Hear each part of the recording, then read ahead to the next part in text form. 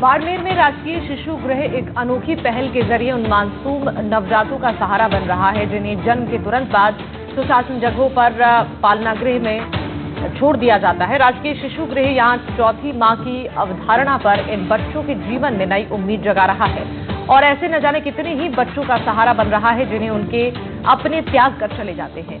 क्या है यहाँ की खासियत, एक रिपोर्ट के जरिए आपको दिखाते हैं।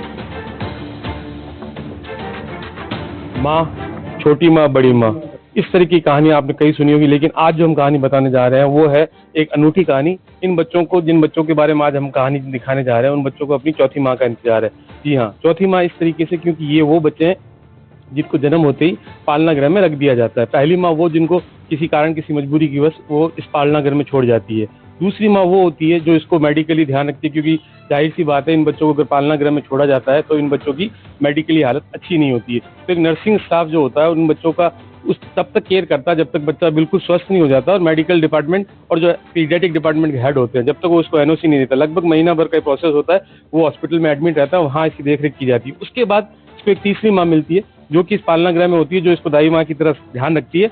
वो तब तक ध्यान रखती है जब तक इसको कानूनी प्रक्रिया के तहत कोई अडॉप्ट नहीं कर लेता और सारी चीजें इसकी जो फॉर्मेलिटी जो पूरी नहीं कर ली, तब तक ये बच्चा यहीं रहता है और उसको एक माँ की तरह ये जो महिला है उस बच्चे को का लालन पालन करती है, ताकि इसको आगे जहाँ भी इसको जो भी अडॉप्ट करे उसको वहाँ पे खुशहाल और एक अच्छी जिंदगी मिल सके। आइए जानते हैं इसी पालना गृह की कहानी, किस तरीके से ये जो महिलाएं हैं जो दाई माँ के रूप में काम करती है और किस तरीके से इन बच्चों का केयर टेक करती है। आइए चलते हैं इसी की कहानी के।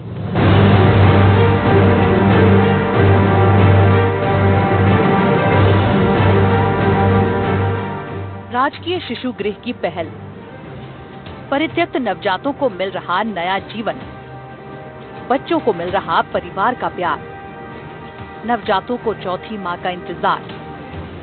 बाड़मेर के राजकीय शिशु गृह में सुनसान जगहों या पालना गृह में छोड़े गए नवजात शिशुओं को चौथी माँ की ममता मिल रही है।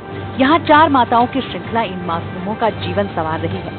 पहली माँ ने परिस्थितिवश जन्म देकर परित्याग दिया, वहीं दूसरी माँ ने अस्पताल में स्वस्थ होने तक इलाज और देखभाल की। तीसरी माँ जो शिशु गृह की दाई माएँ हैं, जो दत्तक ग्रहण की प्रक्रिया होने तक दिन रात लालन पालन कर रही हैं। चौथी माँ वो जो दत्तक माँ बनकर स्थायी परिवार, पहचान और उज्जवल भविष्य दे रही है। आप देख सकते हैं ये है तो इन बच्चों को संभाल रही। आप बताइए कैसे इस बच्चे को संभालते हैं, कैसा आपको लगता है ये सारी चीजें? ये नंबर में हिनन करा सुबह हाँ, दूध पिला हिनन और दूध पिलाते हो और कितनी देर ध्यान रखते हो, कैसे कैसे कहीं कहीं करो बेटा बेड़ो, मतलब साफ सफाई, नहलानो धुलानो, सर्दी गर्मी है, सर्दी के कपड़ा स्नान गर्म पानी करके स्नान कराए। मतलब आप बताओ कैसे बच्चों को करते हो, क्योंकि आपकी तो उम्र है, आपने तो दादी बन गए, आप बच्चों को कैसे पालते हो?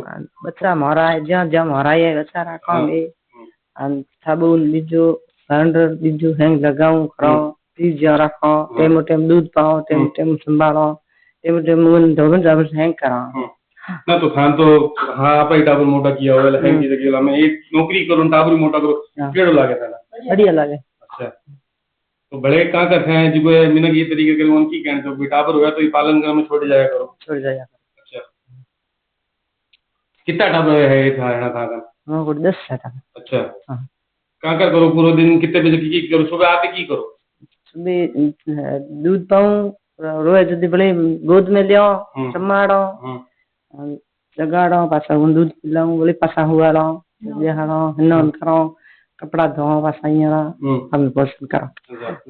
रात रात रोया करे तो मैं जरूर हुआ हमारे। अच्छा, मैं दूध पाए बिल्लान सजा करे, पासो पास वेड़ी अपन जीत जाओ।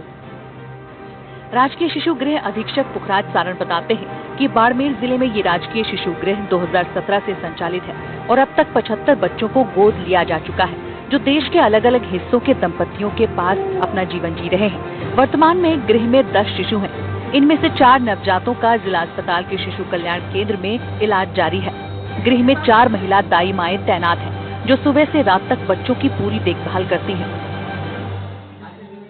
2017 के बाद में लगभग अपने पास में है जो कि 85 बच्चे आए हैं। 85 में से 75 बच्चों का है जो कि हमने विभिन्न देश के विभिन्न कोनों में और विदेश में भी उनका है जो कि गोदनामा है जो कि हम करवा चुके हैं। बच्चों को है जो कि दत्तक के रूप में अपने माता पिता है जो कि बच्चों को मिल चुके हैं।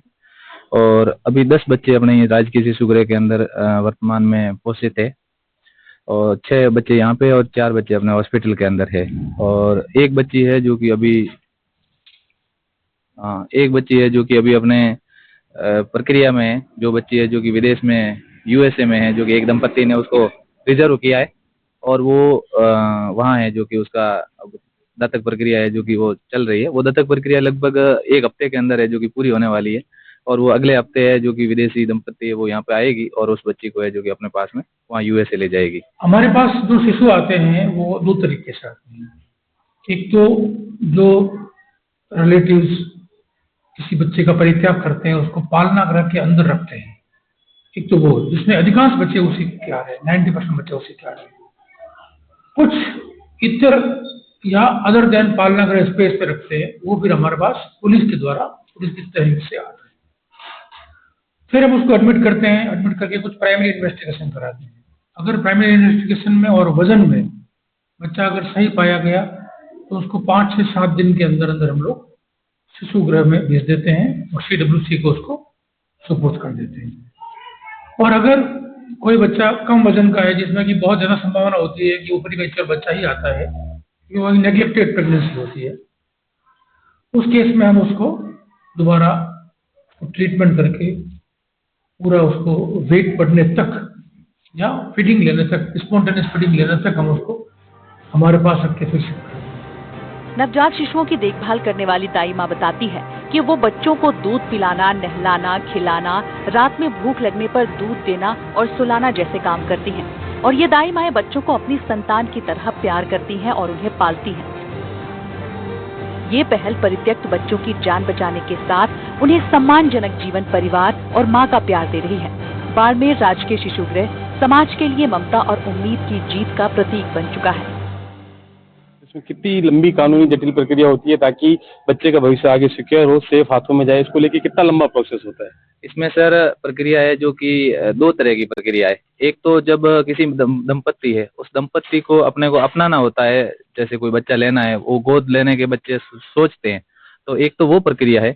और दूसरी प्रक्रिया है जब बच्चा गोद ले, कोई परिवार ने ले लिया, अपना लिया, और उसके बाद में उस बच्चे की सुरक्षा की प्रक्रिया। तो ये दोहरी प्रक्रिया। तो बच्चे को जब कोई दंपत्ति ये सोचे कि मुझे बच्चा गोद लेना है, तो वो गोद लेने के लिए उस समय वो अपने तो कितना आवेदन करना पड़ता है, कितना लंबा? मैं पूरी वो सर उसमें क्या है, जो कारा है, सेंट्रल एडॉप्शन रिसोर्स एजेंसी, जो दिल्ली में है, उसकी जो सेंट्रलाइज्ड है, जो कि वेबसाइट है, उस वेबसाइट के माध्यम ई मित्र के मार्फत है, जो कि उसको आदमी को, कोई दंपत्ति है, उस दंपत्ति को आवेदन करना है। उसमें जो डॉक्यूमेंट लगते हैं वो डॉक्यूमेंट है उनका दोनों का है, जो कि मेडिकल सर्टिफिकेट, वो दंपत्ति और उन दंपत्ति की जो आय प्रमाण पत्र है, उनका हैसियत प्रमाण पत्र है, और उनके आधार कार्ड है, पैन कार्ड है, और उनके जो जमीन जो वसीयत है जो उनके नाम है जो वो है, जो कि और आधार कार्ड, पैन कार्ड और बाकी जो चीजें हैं वो लगेगी, और उसके ऑनलाइन आवेदन हो जाएगा। उसमें ऑनलाइन आवेदन होने पर उस दंपत्ति से 3 राज्य है जो कि प्राथमिकता के तौर पे, कहीं आप है जो कि कौन से राज्यों के अंदर से बच्चे लेना चाहते हो, 3 का है जो कि आप प्रेफरेंस भर सकते हैं।